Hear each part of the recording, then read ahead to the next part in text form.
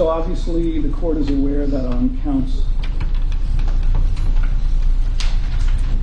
one, there's really only two options before the court. It's an automatic life sentence. The only option is whether the court can indicate that it should be without the possibility of future parole. We're asking the court to not impose that. The life without parole. Getting a life sentence is automatic.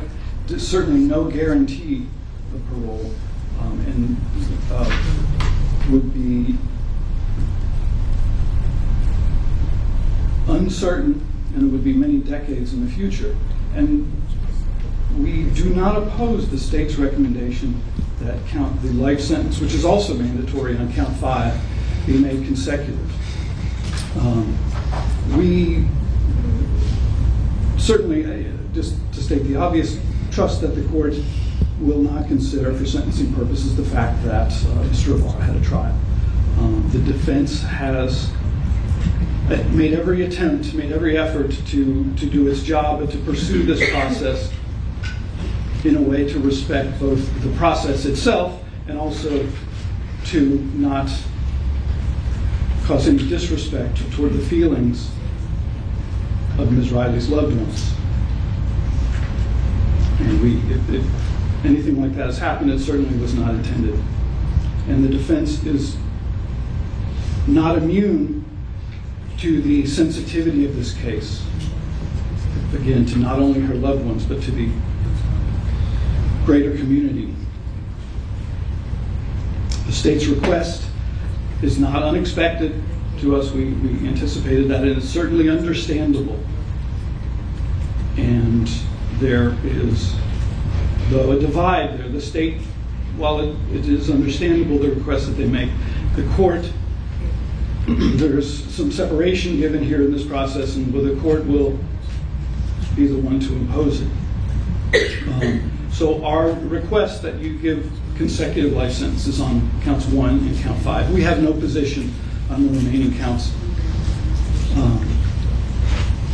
We'll send a message that to whatever future custodian of Mr. Ibarra as to the gravity of this crime and the gravity of this situation.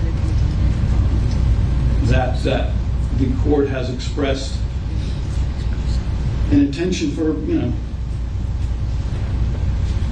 it's obviously a legal fiction that he would serve 2 life sentences behind bars, but the law allows that, and it does, it sends that message to the future custodians as to the gravity. But the withholding of the life without parole aspect of count 1 would at least give Mr. Ibarra the sliver of incentive to reflect